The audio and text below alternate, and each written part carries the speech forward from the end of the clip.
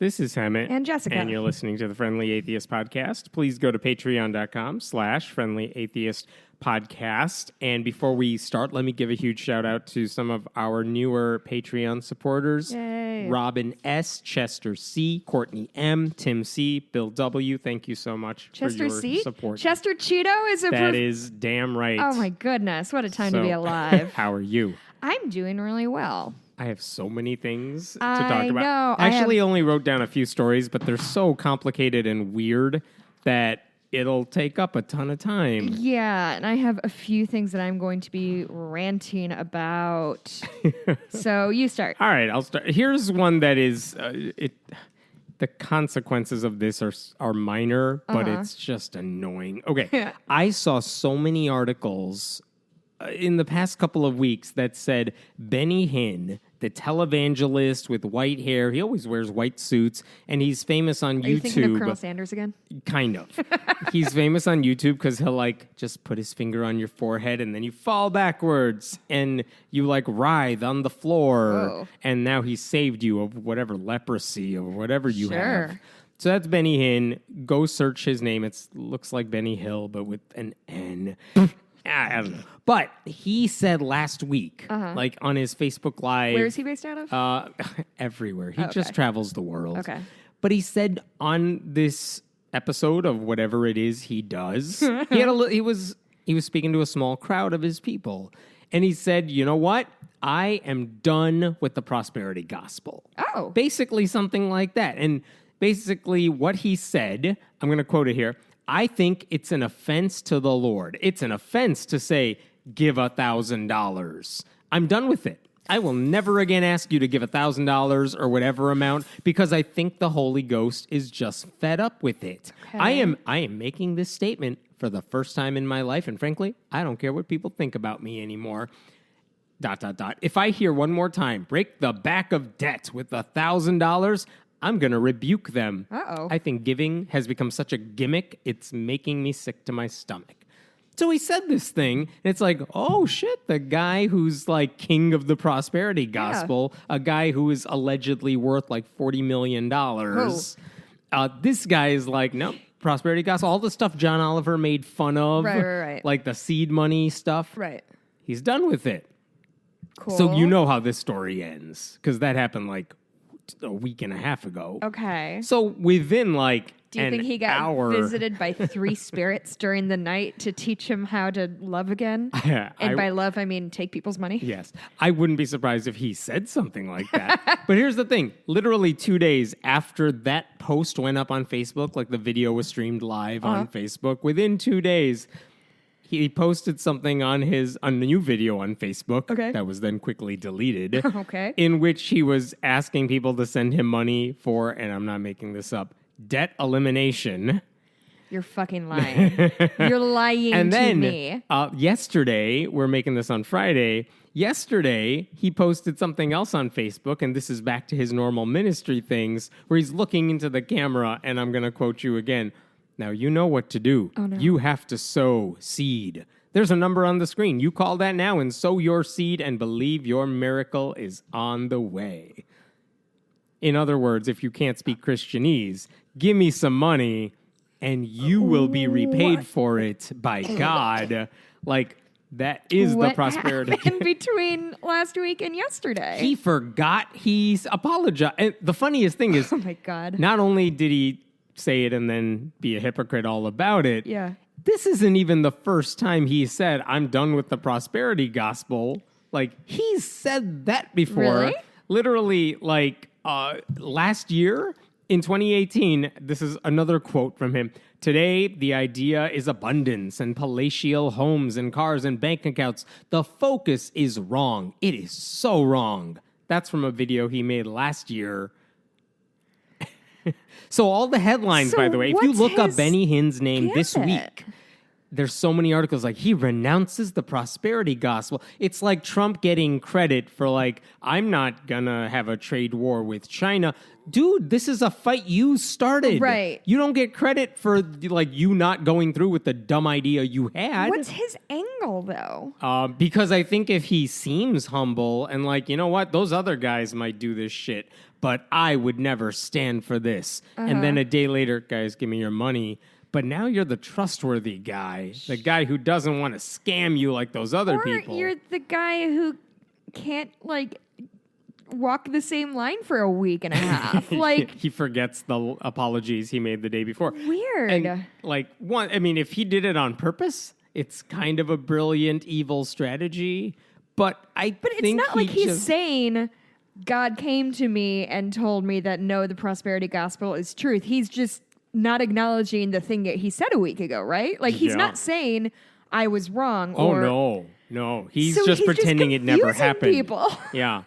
Like, I'm waiting for him to say, I'm waiting for his people to come out with a statement that says, well, we made all those videos before the live announcement, but we had to air them, right? But they haven't even done that. Why bother? Because if you're dumb enough to give him money in the first place, you're not the sort of people tracking the continuity of his statements here. By the way, if you go to his website today, which I did, the donation page literally says, you can give me $1,000 a month on recurring statement. So can you imagine giving somebody $1,000 US because you think God's gonna repay you in like many times that, but he's not. You're just gonna be poorer. So anyway, that's not dumbest thing ever. I would like to talk about my most important story of the last 16 hours for me. Yes. So yesterday, SNL... Saturday Night Live? Oh, Saturday Night Live. For those of you who aren't in the know. So every year they announce their new cast members. So usually there's like 3 or 4 or something like that. So the good news is they hired 2 men and a woman. Bowen Yang, who was a writer... he's SNL's first East Asian cast member, which is exciting. They don't have my people on that show. They do not. They're not super great with representation. And he is a member of the LGBTQ community, so that's pretty exciting too. There have been a couple queer cast members, Kate McKinnon, for example, but again, representation is not SNL's strong suit. And I say this as a lifelong fan of SNL, but guys, come on. Anyway, so that's cool. And then there's this other guy they brought in, and his name is Shane Gillis. Shane Gillis is a stand-up comedian from Philly. I think Philly or Pittsburgh. I don't think I wrote that down. Anyway, I don't know who is in charge. I don't know how casting works for SNL. I'm not party to their system. However... this guy has a podcast, and turns out he's the fucking worst. He called Judd Apatow and Chris Gethard white F-word slur for gay people comics and fucking gayer than ISIS. He did a really cool Chinese accent that was great. He called people... the C word for Asian people. Can you say that one? I don't know which ones you can say or not. You could say or not. Also, are we still saying that? I thought that was like a 1940s slur. Are we still doing that right now? I think I saw one comedian respond to the articles about this guy saying all these things I can't believe this guy is being made to apologize for all the things he said in the present. Yeah, that's the thing, is this isn't shit he said when he was in fucking high school. Right. This was from September 2018, 1 calendar year ago. What the fuck is wrong with him? Also, they had a really cool, fun segment where they rank how funny comedians are by race, gender, and sexual orientation. Quote, white chicks are literally the bottom. Ali Wong is making it so Asian chicks are funnier than white chicks. Cool and regular opinion. Really chill of you. And then he issued this, that's the sound of scare quotes. Yes. Apology. Quote, Wait, go back to scare quotes. Are you blowing in the microphone? That's the sound they make. I mean, I can see you doing the air quotes. I know. Well, it's an audio medium. But if I'm listening to this, there's no way that makes sense.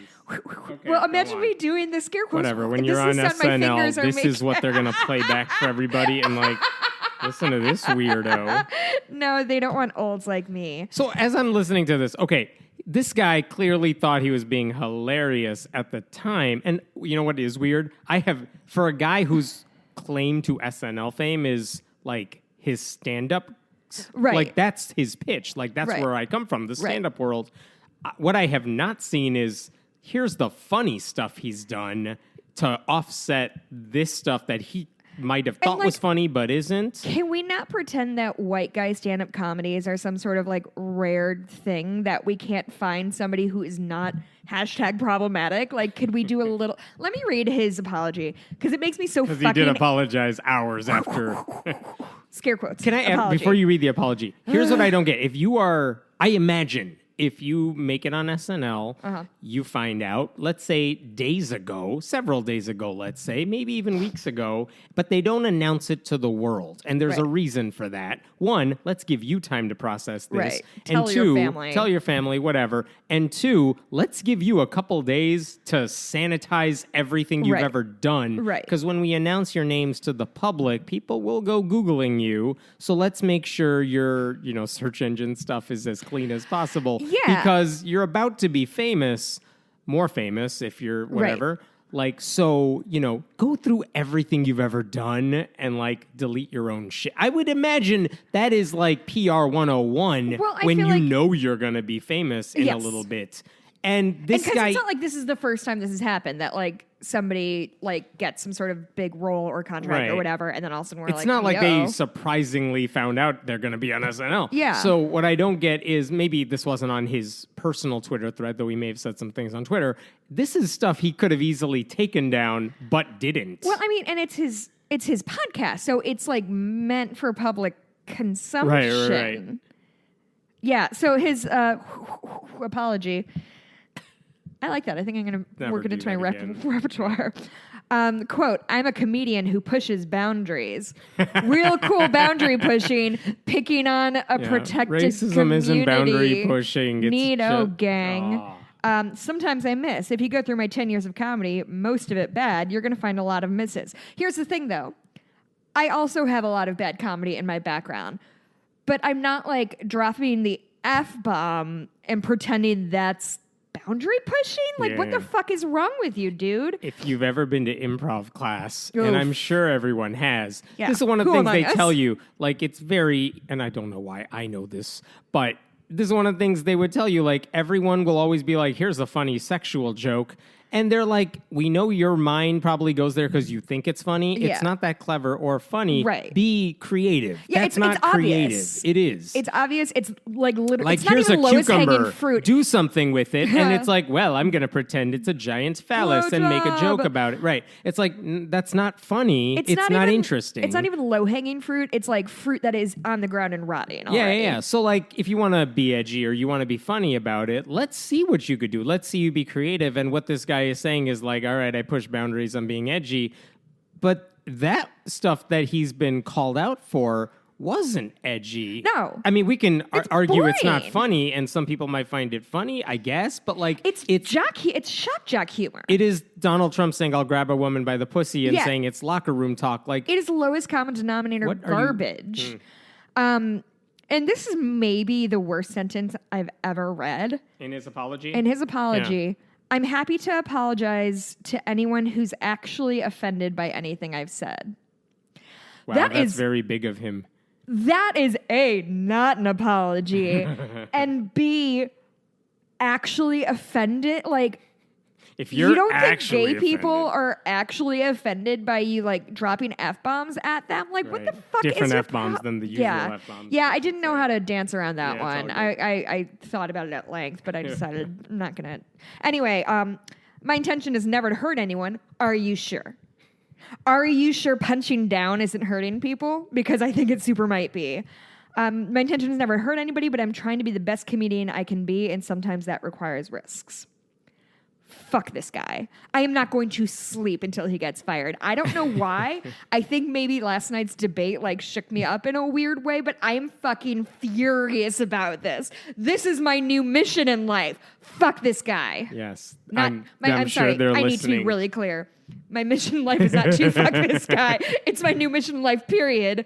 Also, fuck this guy. Yes. I don't know, like, it's just so, and I think I'm just mad that SNL didn't do the slightest amount of research on this dude, or did and doesn't care. Like, imagine being a gay person who has to work with this motherfucker, and you know what he thinks of you. Like, that's straight up hostile. What's he gonna, like, call Kate McKinnon a dyke or something? Like, what is he going to do? He's a nightmare person, and I hate him. And what skits does he write? Like, if that's his sense of humor, then it's like, oh, great, those are the sketches that we might see. I mean, I guess. Again, I don't even care if you're not offended by it because you just think, haha, he just said some words, who cares? Yeah. It's like, it's not creative. It's like right-wing comedy that's like, oh, that girl wants birth control, what a slut. That's not funny. That's not a joke. You're just saying words. Yeah, you're just kind of making fun of being somebody. mean. Yeah, that's humor for that. Masquerading that as funny. Yeah. But it's not funny. Like, name a right-wing... Like, Rush Limbaugh is supposedly a comedian. Ben Shapiro is supposedly... According to whom? According to conservatives. Really? He's a commentator. Wait, people think he's funny? The wrong people, but... No, I always thought he was just like a regular bloviating idiot. Right. No. I mean, the people they think are comedians are basically people who are just mean to other people. Donald Trump. They think Donald Trump is a comedian. Like, he says funny things.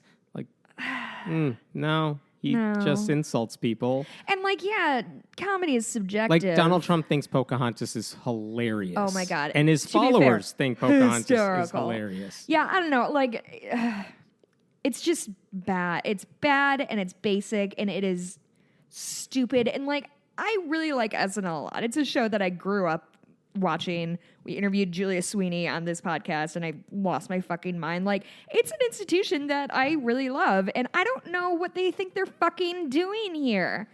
I went to the SNL studio when I was in New York City. I did the tour. The tour. It was very cool. Nice. Yeah. Do you want to talk about something? I kind of want to keep talking about this guy. I'll let you shit on this other guy in a second. Okay, fine. All right. So, Jerry Falwell Jr., here's where we were at last time we left off with him. Oh, God. There was like a second pool boy that his personal trainer that he had given a nice little loan of money to so he could run a gym that Liberty owned. And he was like 20 years old? Yeah. And, okay, here's what we now know. Okay, so Brandon Ambrosino is a graduate of Liberty. He has posted a lot of articles. This is the trainer? No. No. He's a journalist who has written quite a bit about Liberty because he knows people at Liberty. He was a student there. He has good relationships with people there, but he is very much not like a hardcore evangelical. Oh, okay. I don't even know what he believes now.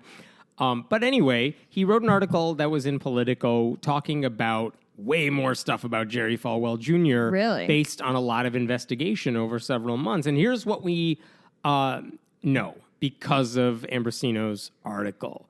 There are more shady business dealings. There's Jerry Falwell Jr., who openly brags about his sex life with his wife to other people at Liberty, which I don't care what you do with your wife, but hey, let me tell you what I did last night is creepy. At work. And also... Sir, this is an Arby's. I know. And offers up pictures of his wife to people like his personal trainer. Not like explicit. Oh, yes. Oh, shit. Also, he has a lot of, this is not new, but he has power over people at Liberty, like live in fear of me, that sort of attitude. Maybe the funniest thing in the whole thing is that there was a picture back in Miami where he met pool boy number one. Okay. This is like 2014. There was a thing that, I think maybe this was an Ambrosino article from years ago that said he was at a nightclub in Miami or something. Okay. That's a little weird because if you go to Liberty, you're not supposed to go to like a co-ed dance like that, and you're not supposed to drink. God. The suggestion was there was a picture of Falwell at a nightclub. And that came up in this article once again, like, yeah, he was at this nightclub, like, dancing it up, and his wife was there with him. So was his son and his son's wife, or fiance, and you could see an alcohol, like a glass of alcohol in their hands. A glass of alcohol. You're whatever such a it is. square. I know. But it's like, that picture exists. So Right. Falwell responded in the piece, and he's like, maybe they photoshopped me in there. I don't know, but like whatever you're insinuating, like bullshit. And then the guy who runs the club, he's like, I was wondering why Politico was like, we want to license one of your pictures to use in our article. But now that I know why you were asking me for it, I looked through my archives and I found like 4 more with Jerry Falwell Jr. Really? And we're talking Where's Waldo in a crowd scene. This guy found Jerry Falwell in 4 more photos from that night. Really? Like, they did not Photoshop him into the picture. And like, what a low stakes thing to try to It really fake. is. Like, it's the dumbest thing to make a controversy over. But Right. the fact that Jerry Falwell was like, that wasn't me, it was Photoshopped. It's like, dude, we have you on multiple angles here. But wait, there's more. Since that article came out, Falwell has basically said, I hired the meanest lawyer in New York to go after my colleagues for leaking emails. It's like, dude, why don't you talk about the content of these emails? Yeah, like it doesn't. He also referred to a student in a trove of emails that was sent to a reporter, I think from Reuters. He referred to a student as, quote, emotionally imbalanced and physically retarded, unquote. This is the Christian head of a Christian university saying that about the kid. And he also referred to the school's police chief as a half-wit. And also, he called the FBI to investigate conspiracy at the school because, dude, he's being persecuted. Conspiracy? Yeah, which I think there is a legit argument to be made that, like, legal conspiracy is a federal crime, so you got to call the federal, like, you call Sure. the FBI. All right, whatever. Like, But yeah, that's what wouldn't happens. that be conspiracy against the country, not against like me personally? That is the right thing to point out, and I don't know the answer to what you're saying, but he did say, I'm calling the FBI. Jesus. And it's so bad that Liberty's own students, not a lot, but a few Liberty students who are notoriously like, will do whatever Falwell says. Oh, the My Pillow guy's coming to speak. I have to go to listen to him. They're planning a protest to call on administrators to do their own investigation. Really? Because, like, you know, you can't trust the media. But, like, hey, people who run the school, why don't you investigate your boss, which they will never do. No, of course not. But the fact, one of the students involved said the mood is changing from we wish Jerry would keep quiet to we wish we had better representation for our school. Jerry doesn't have our best interests at heart. Ooh, like, damn. You think he's gonna get the boot? I was wondering, like, why are you still there? Because they would have kicked you out a long time ago. Kidding. I don't know. So wait, what's his? By the way, Falwell blocked that kid on Twitter. A student at Liberty he blocked on Shit. Twitter over this. Wait, he's the president of the university? Falwell is, this Okay. kid is a No, yeah, straight up that's- student, but the organizer of the protest is also a student. He's also blocked her on Twitter.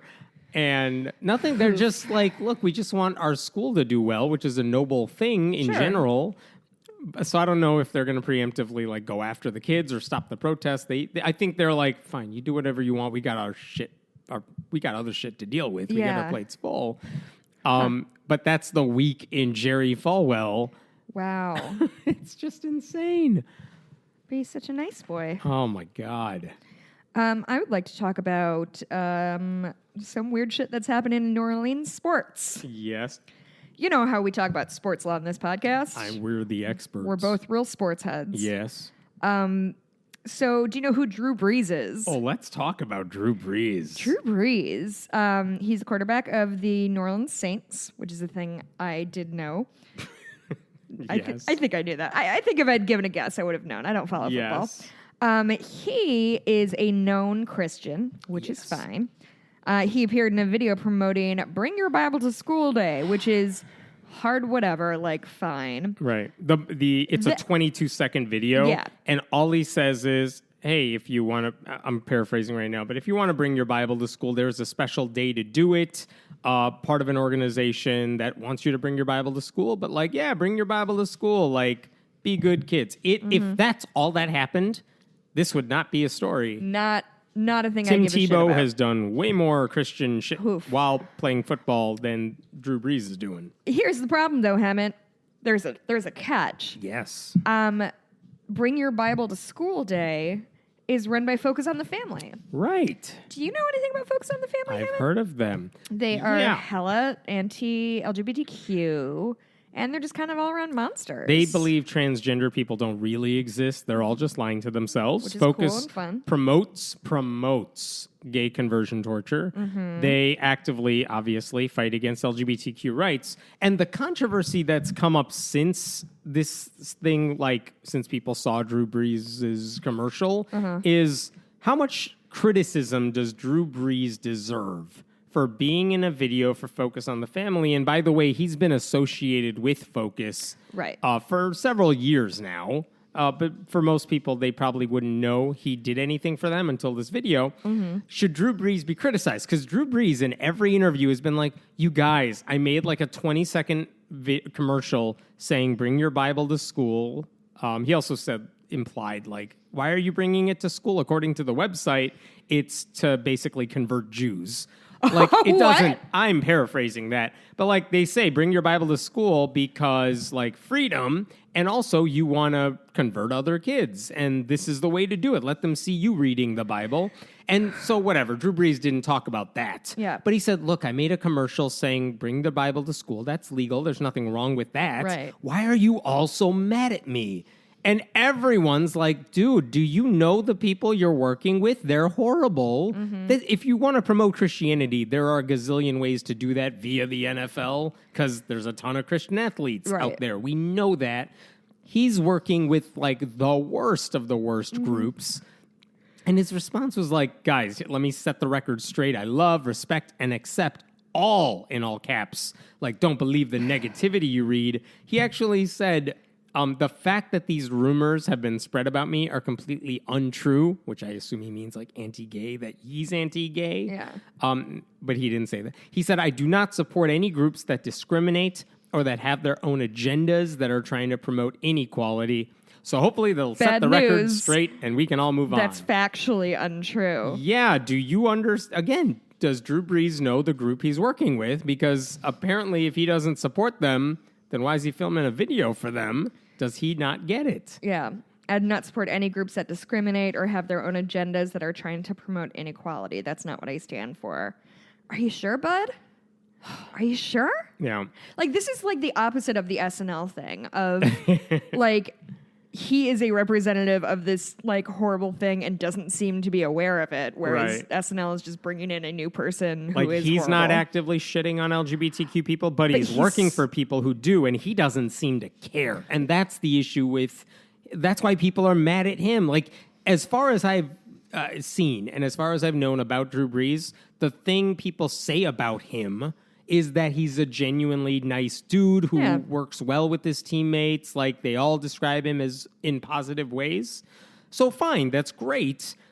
But also, he works for a group that does a whole bunch of horrible things and hurts people. Right. And he doesn't seem to get why everyone's upset with him about it. By the way, Focus on the Family responded to the controversy because, you know, they're going to fundraise off of this too. Right. And it involved their president, Jim Daly, saying... basically, I can't believe people are taking their anger out on Drew Brees. And then he said, and here's the bottom line, and this is what's so frustrating in the culture today, if you respect people but disagree with their opinions, somehow you're hating them. Nope. And that is so far from the truth. Nope. Which sounds like one of these politically correct, like, I'm a classical liberal types. Like, oh, God, these people have different opinions and we just cancel them. Right. Like, no, this isn't a difference of opinion. Focus says LGBTQ people should, like, hide in the closet and are sinners and shouldn't have the same rights as people. Right. And trans people are just lying to themselves. Yeah. That's not a difference of opinion. You're denying their humanity, and Drew Brees is totally... It's like voting for Donald Trump but claiming you're not a racist. That's exactly what I was going to say. You are still not bothered by it. Yeah. So you get some blame for that. And, like, let's not pretend that, like, people in the queer community are being attacked for who they are. Like, this is not some sort of thing that, like, it's rude to pick on them or whatever. These are people who are being harmed by places like this, actively, physically, and emotionally harmed. And, like, fuck those guys and fuck you, Drew Brees. God, I'm canceling all men. Also, there's a part 2 to this story. Oh, yes. So WWLAM It's the talk radio station in New Orleans that covers the Saints and the LSU Tigers. Okay. They have a host named Seth Dunlap. He recently came out in an open letter to Drew Brees explaining his disappointment and sort of trying to educate, like really giving him the benefit of the doubt of being like, maybe you do not understand what Focus on the Family does. Yeah. Let me list it out for you in like painstaking detail. So so that happened. He came out, and from what I've seen, response has been largely positive. I'd recommend going to read it. It's, I think, on Facebook. So he tweeted something about sports. I don't know. But the tweet was, which of these 5, quote, overreactions isn't actually an overreaction? And the official Twitter account of his radio station quote tweeted him and said that you're a F-bomb. What? The gay one. Wow. Yeah. So A lot of cool people down there. really chill, you guys. Oh. So like a bajillion people got screen grabs of it and were furious, Yeah. understandably. The WWL account pulled it down and said, we are aware of a tweet that went out today from the WWL account. The content of the tweet is categorically offensive and abhorrent to the station. We are actively investigating this incident. We'll take swift and appropriate action once we determine how this occurred, which it shouldn't be that hard to track down, like who was managing their social media account. Yeah. So I'll I figure hope this out. somebody gets fucking fired for that. I kind of clicked through Seth Dunlap's Twitter following or Twitter activity, and like he seems to be taking it pretty well, all things considered. Like, so I think he'll be okay. I hope that there are actual severe consequences for people being garbage humans, because from what I've seen, what's the consequence? I'll get there hired are on no SNL. consequences for fucking anything. This is the thing. When people are like, oh, like comedians are barely working because of PC culture, like Dave Chappelle just put up a like hour-long comedy thing where he shits all over trans people, which is like the punchiest, downest punching down I've ever fucking heard. And this motherfucker got hired on SNL and nobody cares. There are no consequences. That's what makes me so mad when people are like, oh, well, just because one person said something doesn't mean their life is ruined. A, nobody is owed a spot on SNL and nobody's owed a 1-hour Netflix special. Yeah, and B, there aren't consequences. Says a tweet, if that guy from SNL gets booted, he's totally going to have a Netflix special next year called Triggering Snowflakes. For sure. Because he's a nightmare person. And these are is nightmares. All based on the few clips we've seen of him. And these are nightmare times. Yes. We are living in the darkest timeline, Hammett. With that optimism, I'm going to say hello to our sponsor. We're all familiar with the dangers of religious extremism, but in the film Islam and the Future of Tolerance, 2 men approach the topic from very different perspectives. Sam Harris, as many listeners know, is an atheist who has said Islam is the motherlode of bad ideas. He says the radicals are the ones reading the Quran literally, while moderates are providing cover. Majid Nawaz is a former Islamic radical who's now a much more liberal Muslim. He believes that even a literal reading of the Quran requires far more nuance. And so their first conversations were predictably combative. The film is about how they went from butting heads to discussing this controversial topic with mutual respect. The film doesn't say one view is correct. It's about the process. And at a time when polarization seems to surround us, the film offers some hope of overcoming it. Islam and the Future of Tolerance can be rented or purchased on iTunes, Amazon, Google Play, and Vimeo. It's now on Amazon Prime in the US, Canada, Australia, the UK, New Zealand, Ireland, the Nordic countries, and Latin America. And by the way, the Vimeo link that is in our show notes, if you use the code 10OFF on the HD version, you'll get 10% off the price. Be sure to check that out. And with that, let's talk about what's going on in Arkansas right now. And we haven't talked about this guy for a while, but you may recall that there is a state senator in Arkansas named Jason Rapert. Rapert. You kept trying to say it with like a French accent, like a real classy He's Alex not Trebek Colbert. type. I know. So, wait, really quick, can we talk about that genre video from Alex Trebek? It's just a supercut of him saying genre, and he says it like genre. And it's a minute long, and I watched it before Hemant came over and was crying laughing by myself. Anyway, look it up. So back to Rapert. No. Rapert. Back to Rapert. Basically, Rapert. the story is in 2018, Rapert Sure. filed a bill to put up the Ten Commandments monument outside the state capitol building in Arkansas. And it's been going on for a while. Like some dude ran into it with his car and then they built another one. But there is currently a Ten Commandments monument outside the state capitol. And when other groups tried to get that same privilege, including like the Satanic Temple, the state officials in charge of managing all this were like, no. And they're like, but we followed all your rules and the guidelines and we're paying for the monument. And they're like, that's nice. No. So there are lawsuits going on between like the groups that say we want to put up a monument, but you're not letting us, and other groups saying on principle, you just can't have a standalone Christian monument and all that. These lawsuits are still ongoing. We don't know what's happening with them yet. In the meantime, Rapert has announced that he's going to be running for lieutenant governor, I think in 2022. Really? Which could theoretically mean, if you're looking for your head to explode, you could be seeing in Arkansas Governor Sarah Huckabee Sanders with this guy as lieutenant governor. That's a separate story. But that's this guy's future. But in the meantime, here's what I actually wanted to get to. You're looking at me with you've died. You've died on I don't podcast. think I'm going to survive this episode. That just shook me to my very soul. So anyway, these lawsuits are going on. The Satanists are involved with them.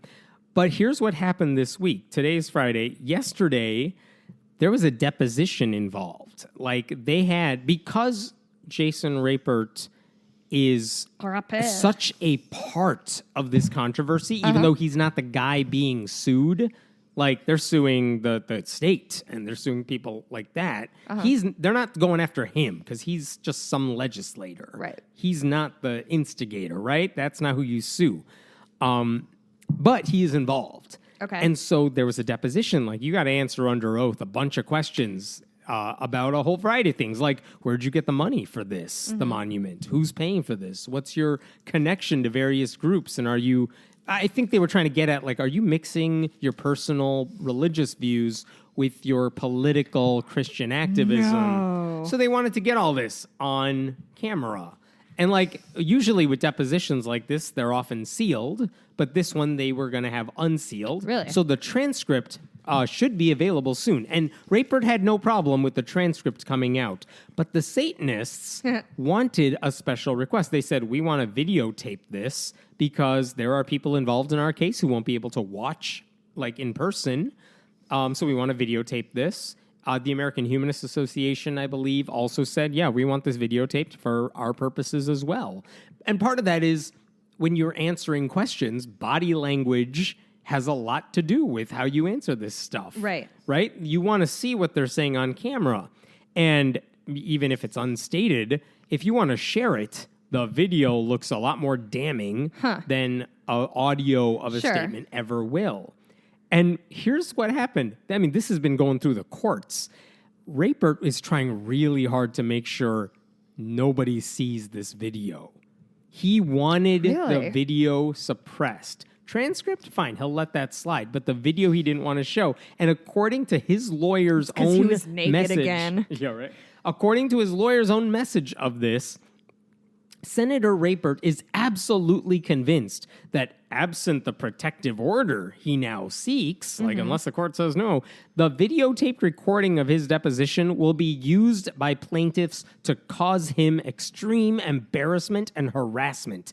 There will be nothing preventing them from using it for their purposes, including disseminating it widely on the internet, thereby creating countless opportunities for embarrassing Senator Rapert, cell phone, by cutting and splicing the videotape. So his lawyer is saying, you guys are going to use the video footage, edit it out of context, and make my client look bad. To which everyone said, first of all, if you think you're going to be embarrassed by telling the truth, like that is your problem. And here's the thing that... I mean, how can you take a video out of context any more than you can take a transcript out of context? No kidding. And also, like, this is a fundamental misunderstanding of right-wing comedy and like liberal comedy or political writing or whatever. Right. The people on the right will always take things out of context Right. to make people look bad. Like Ilhan Omar said, she's like, oh, 9/11 happened by some dudes.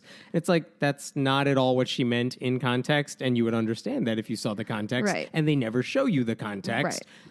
Meanwhile, like Rachel Maddow is like, here's a 20-minute, I'm going to read you the transcript Right. of this thing.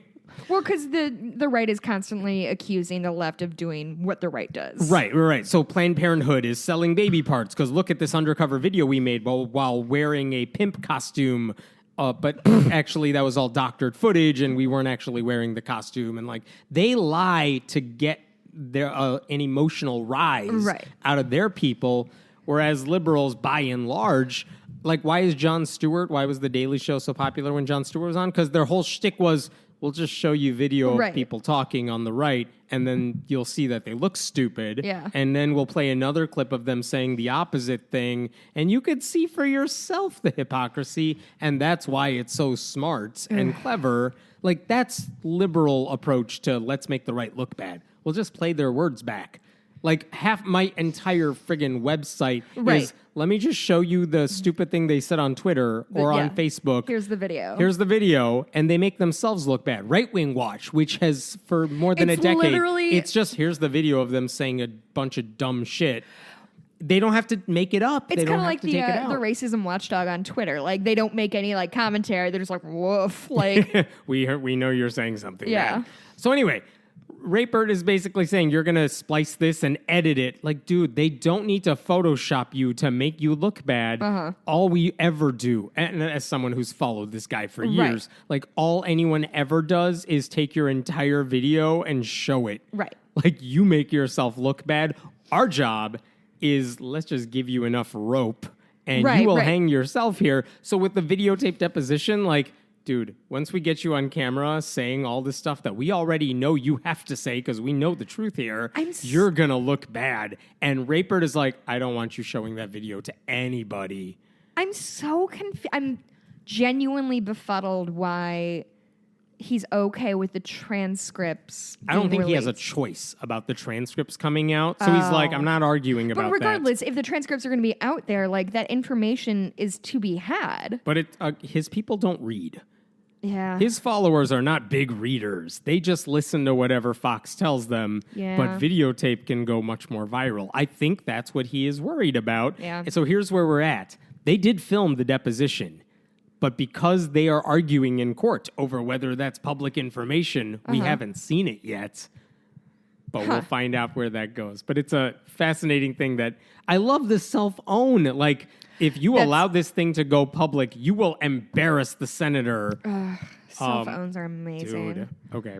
I have a happy story for you that's totally... Really?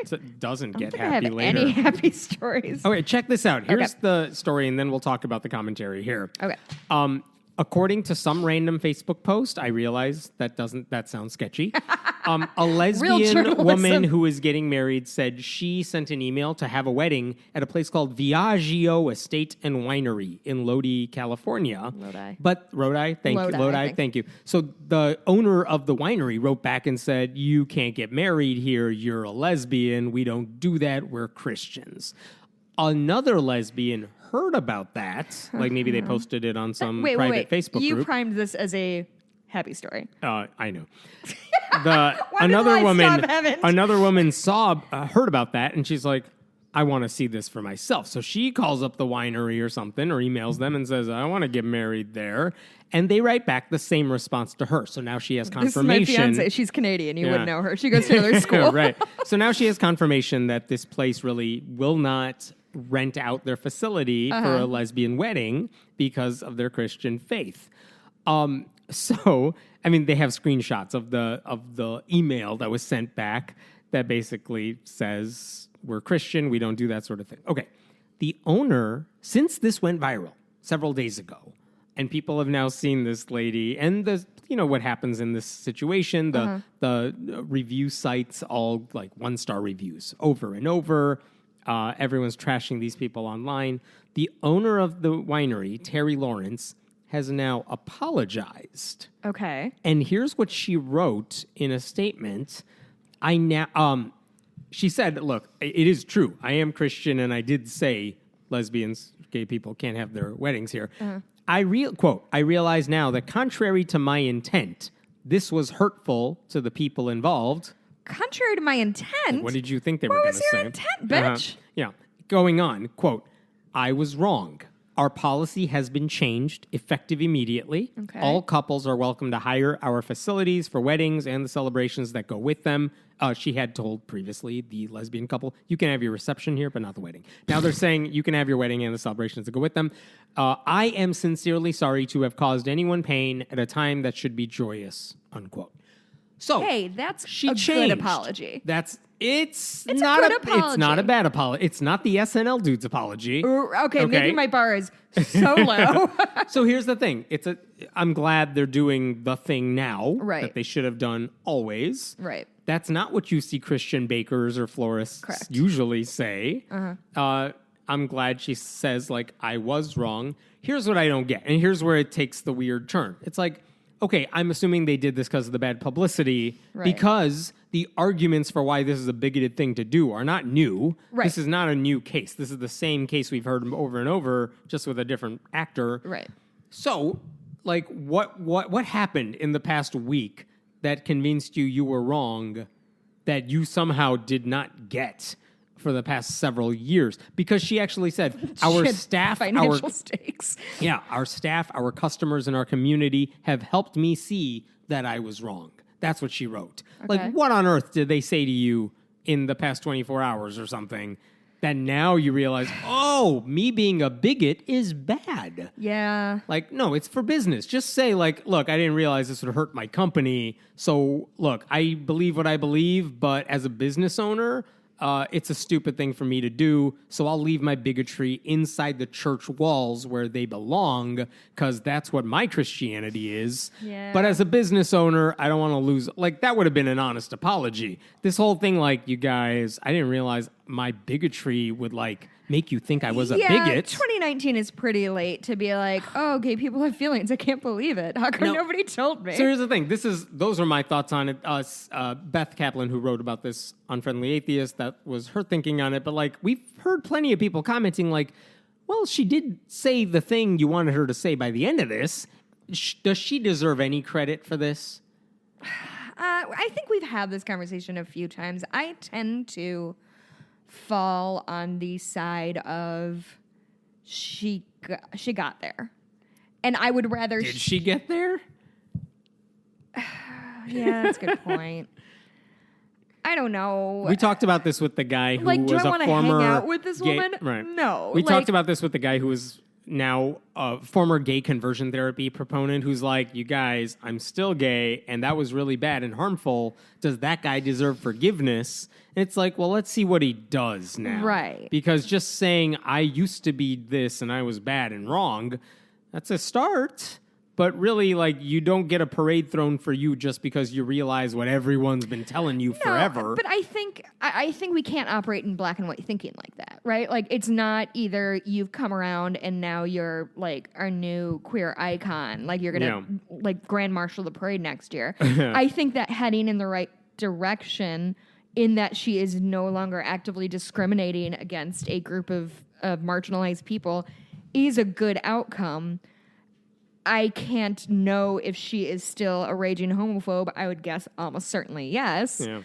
But by the way, I can't police like her thoughts. I can only. If you go to the her personal website, there's a bio on there, and it says she's a founding.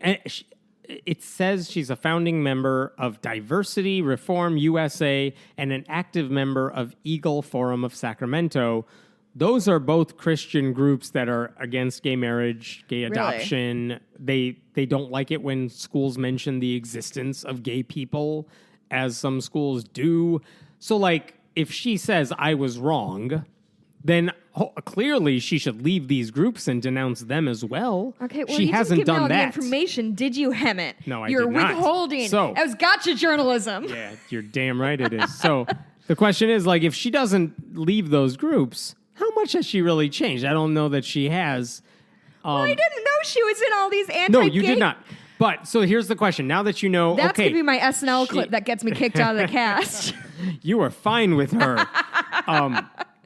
Even though she belonged to these hate groups. I can't believe you got to listen to me. My job is to end your careers in the future. She also said, by the way, like, I think the implication of her statement is if the lesbian couple that actually wants to get married, you guys are free to do that now. I don't know if they're actually doing that, and I'd be weirded out if they did. Yeah, I would imagine. Like, They've probably found something new by now. That too, and also like, oh, the bigot lady is saying okay now. Like, great, let's make that our memory. Oh, she doesn't think we're less than human. Cool.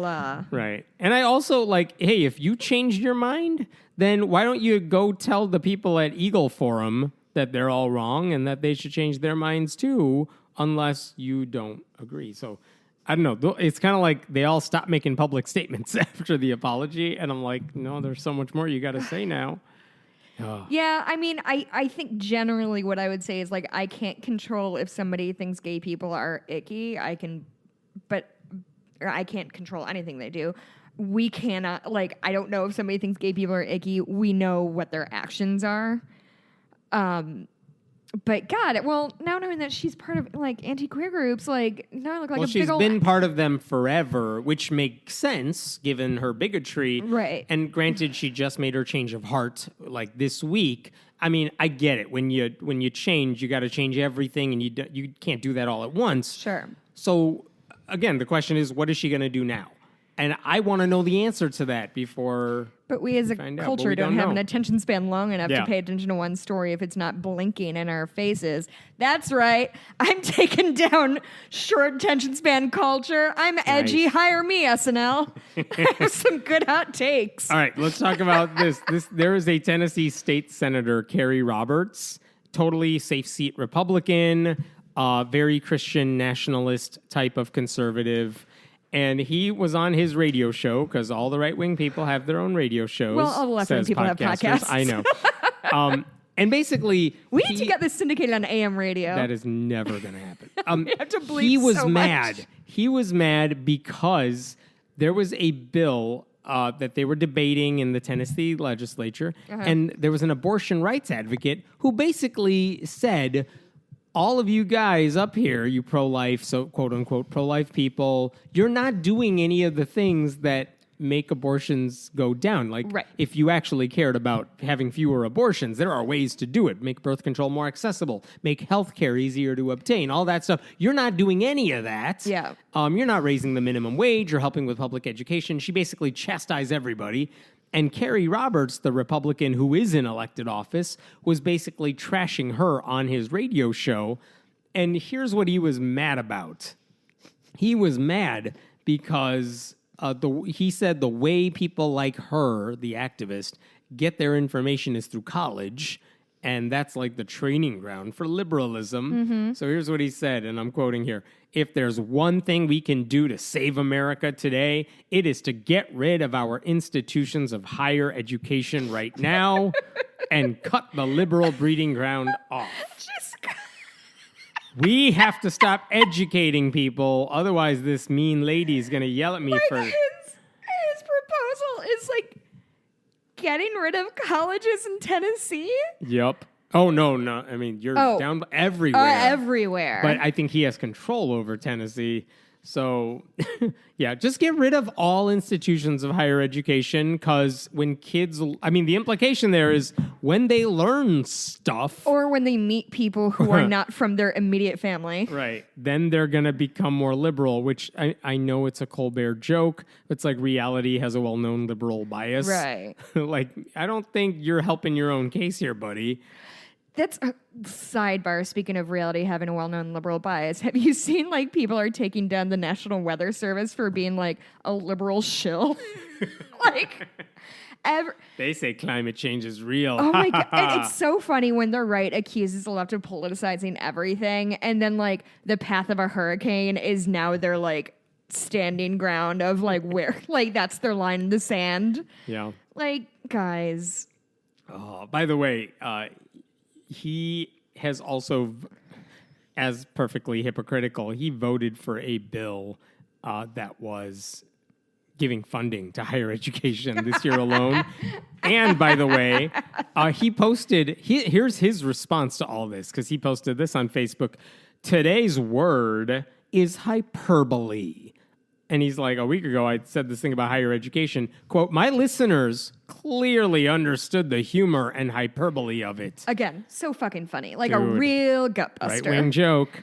But here's the thing. So I went back through his Facebook profile, and I'm like, I just search higher education on his Facebook history 3 years ago. Oh, you like watch this video. No better demonstration of what's wrong with, quote, higher education. It's all about feelings. And then another one from 3 years ago.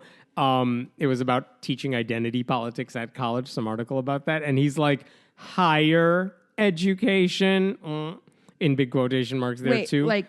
Like, this is what they think is better, higher education. I thought he was making a pot joke. No, but And I didn't get it. But again, this guy's been trashing higher education for years as some sort of liberal conspiracy. It's a very funny joke he made. I don't understand right-wing humor. Yeah. Ah. Then they always ask, like, how come Fox News doesn't have a show like the Daily Show or late night comedy? Because they're not funny. They think Mike Huckabee is funny. Oh God. Oh, imagine that being your bar for comedy. This guy voted for a $38.5 million budget that included money for higher education. So, he doesn't even really care. Yeah. I want to talk really quickly about North Carolina's garbage that they're doing. Yes. So the North Carolina Republicans wanted to override Governor Roy Cooper's budget veto. And so they're getting, obviously, pushback from House Democrats who supported it. So on Wednesday, which was 9/11, I genuinely cannot believe this happened. While House... Have you met Republicans? I know, and they keep sinking lower. They said... they told everybody there wasn't going to be a vote there's a remembrance memorial thing. Yeah, go to your remembrance memorial. Yeah, we're not going to do doing anything in here. While the Republicans are gone, House Republicans... While the Democrats are gone. Excuse me, while the Democrats are gone, the Republicans called a surprise vote to override the budget veto. They told their colleagues that no votes would be held. They proceeded to vote with approximately half of the members not present. Governor Cooper condemned the rush. They totally staged a little mini coup. Oh my God.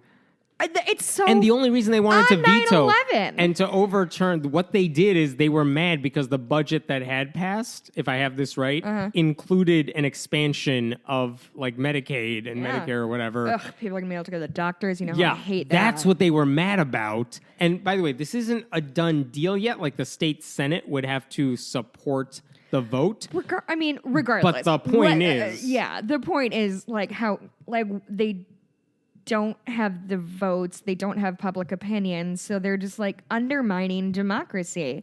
Governor Cooper, who is a Democrat, he condemned the rush vote as an assault on our democracy. He said today, in the 18th anniversary of 9/11, while the state was honoring first responders, Republicans called a deceptive surprise override of my budget veto. On a day when tragedy united our country, we should be standing together despite party. The fact that it's on 9/11 is so fucking insidious. I know we've said this before, but if Democrats ever did the shit Republicans did, Republicans could not handle it. Whether it's gerrymandering the way they do, whether it's this sort of sneaky, underhanded tactic to make sure people don't have health care. We just passed the anniversary of the tan suit controversy from Barack Obama. Oh, yes, the worst scandal of the Obama history of his presidency. That was the Obama scandal. Doesn't it? Look at this suit. How dare he? I just want somebody to walk up to, Mitch McConnell and be like, do you remember you saying that his tan suit was disrespectful to the presidency? To the office of the president. What the fuck are they? I'm just so disgusted and disheartened. I just can't actually. Let me add to your sorrow and misery here. Ugh. Okay. Here's a sad story. Earlier this week, there was a 30-year-old pastor at a megachurch in California His name is Jared Wilson. He was a pastor at Harvest Christian Fellowship. It's a well-known evangelical church. This guy has struggled with depression and mental illness for a long time. He's been open about that. I believe he began like an organization. I don't know if it's a church affiliated one or not, but to help people cope with mental illness.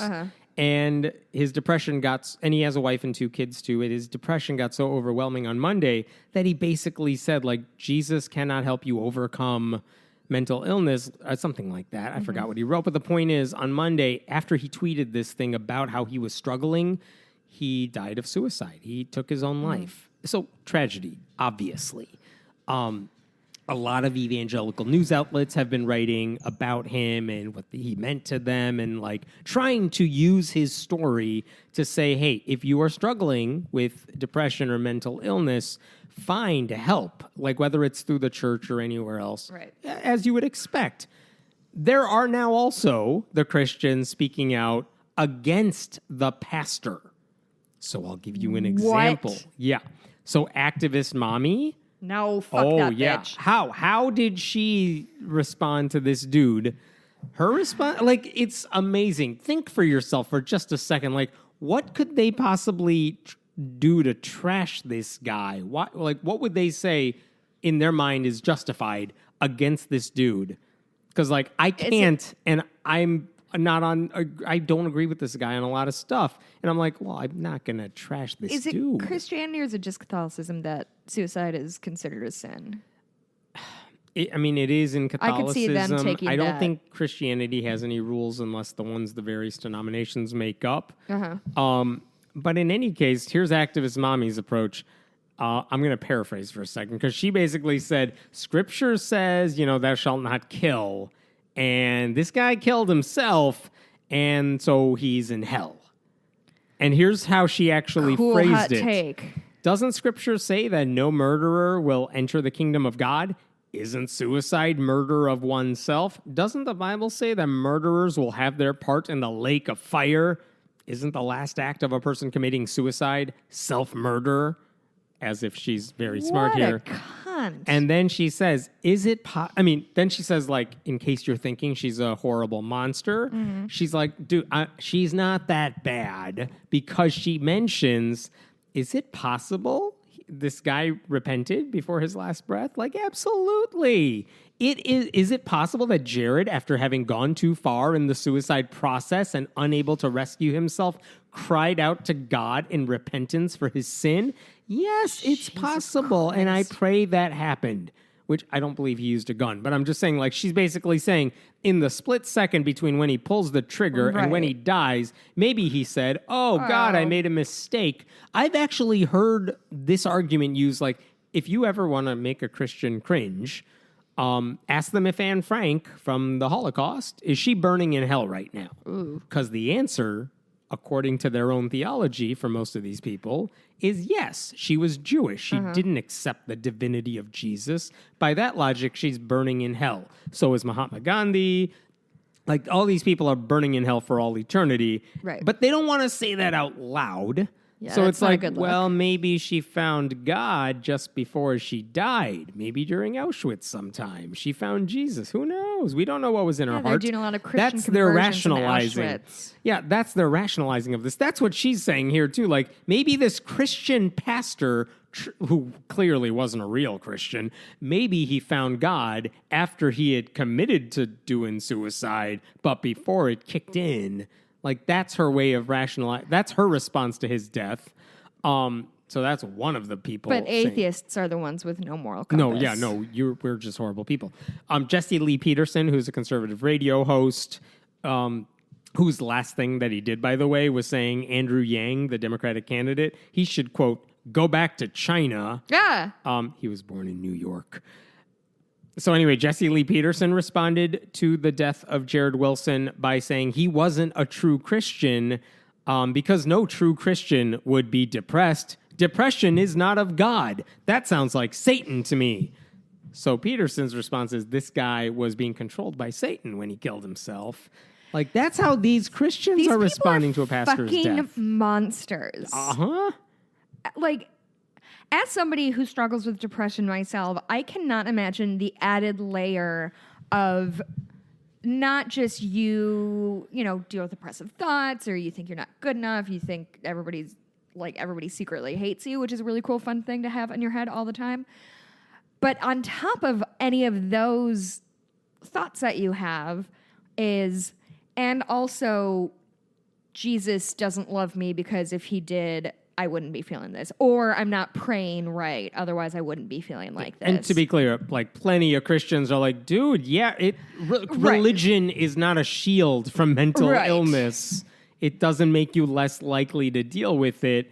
If nothing else, I mean, one of the people who chimed in a good way, as good as this can be anyway, Rick Warren's wife, because their son died the same way. They've gone through all this horror. And she said the right things, I forgot specifically, but trying to help the people affected by this pastor's death. Yeah. I mean, she's gone through it in the worst possible way. She knows. I mean, again, Rick Warren, one of the most famous evangelical Christians, has had this happen in his family. Right. It's like Christianity, or at least whatever brand of it you subscribe to, does not cure you from dealing with mental illness. And yet some of these Christians are just like, let me shit on this guy while he's dead. Let me further traumatize his family and his children. Like, God. Yeah. Like, that thought would never cross my mind for someone whose biggest crime, apparently, to me anyway, is like, oh, well, he was a Christian. I think he's wrong about stuff. Right. Who cares? It doesn't He's matter. a human too, and that horrible thing happened to him. And yet these people are like, let me here's my hot take on this guy. Gonna suffer forever. Fucking monsters. Oh my God. Guys, if you're dealing with depression or suicidal thoughts, get help. Talk to your doctor, talk to a therapist, talk to whomever. We need you here. So we need to wrap up. Wait, But- I have 3 more stories. Go. Do you have to leave? I do. Oh, you didn't tell me we're on it. I would have ranted less. Rant. Okay. There is a man. His name is Ian Malasky. Sure. He's a 21-year-old RA in, don't know where he is. UF. University of Florida. Maybe. Sarasota. Yeah, that's Florida, right? Yeah. Okay. He was arrested on August 29th. A female student called the university police and said that he forcibly kissed her, pinned her to his bed, and attempted to put his fingers inside her. I'm going to dig a little more into this. She told officers that he called her drunkenly, said he needed water. She said she walked him back to his room, but he kept trying to make out with her despite her protests. After she continued to refuse his advances, he reportedly grabbed her by the wrists and said, "I want to sleep with you."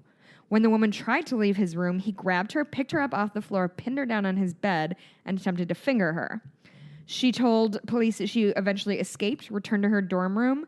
Later that night, she awoke in her bed and found him lying, trying to get in her bed next to her. A friend of the woman who'd been sleeping in the dorm room woke up and yelled at him to leave. He was jailed on charges of battery and false imprisonment. And then a judge released him from jail. Oh. Because there was an emergency defense motion that described Malasky as a high-achieving student. He said he was slated to graduate in May 2020, was a double major, and personally performed more than 210 hours of community service in the last 2 years. By that logic, my college years, I could have gotten away with anything. Yeah. Apparently. Though I am brown, so. Yeah, no, I'll you take can't that get away with anything. Which is, by the way, that's 2 hours a week of community service. I do that too. Can I use that as a get out of jail free card? Anyway, we don't know the judge's name. The guy is... So the guy's free now. The guy's free now. He can't have any contact with the victim. He can't go to Sarasota and Alachua counties where the university is located, except for court appointments or going to class. So I don't know what that means, but it made me really angry. My last story is actually good news. Hey, we're going to have a highlight for once. Look at that. California Governor Gavin Newsom on Monday signed legislation aimed at cracking down on doctors who fraudulently write medical exceptions to vaccines for school kids. Quote, it provides new tools to better protect public health and does so in a way that ensures parents, doctors, public health officials, and school administrators all know the rules of the road moving forward. It requires the State Department of Public Health to create a statewide standardized request system for licensed physicians to use when documenting a medical exemption for a child they have examined. According to this report, 10% or more of kindergartners at 105 California schools during the 2017-2018 year had medical exemptions. 10%. Their collective immunity to infectious diseases dropped below the 95% threshold necessary to prevent outbreaks of highly contagious illnesses. So this is good news in general. Hopefully the rest of the country follows suit. That's it. Also, we are going to have a meetup in October, so keep your eye out for that. We'll probably do like a Facebook. We'll figure it out. We'll get to you by next week. Where can I find you on Twitter? I am at Hemant Mehta. Go to patreon.com/friendlyatheistpodcast. Yeah, if you want to support what we're doing, throw us a couple bucks a month. You can also go to my Etsy shop, Bitches Get Stitched Done, and I can make something custom for you. You can buy something I have. You can follow me on Twitter at Blueberry, BLUEBURIE. Hemant needs to go. Okay, talk to you next week. Bye. And I'm going to really quickly run through the ad one last time. Islam and the Future of Tolerance is a new movie. It can be rented or purchased on iTunes, Amazon, Google Play, and Vimeo. The film is all about religious extremism and the dangers of dealing with it. And in this movie, Sam Harris and Maajid Nawaz approach that topic from different perspectives. Harris, of course, is an atheist. Maajid Nawaz is a liberal Muslim. And both of them have started from very different spots. And because of that, they were butting heads when they first began discussing this issue. But they both changed their minds in a lot of ways over time. And this movie is all about following their changing of the minds. You know, it's talking about how they were able to discuss a controversial topic and work through their differences as much as they possibly could. So the movie is all about the process, not about the answers.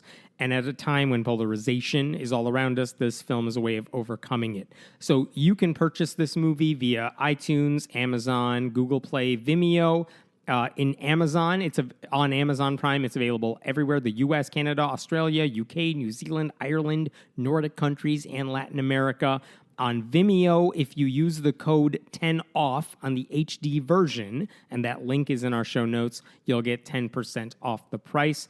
Check it out. They're nice enough to support our show. We want to do our part for them. Thank you so much. We'll see you next week.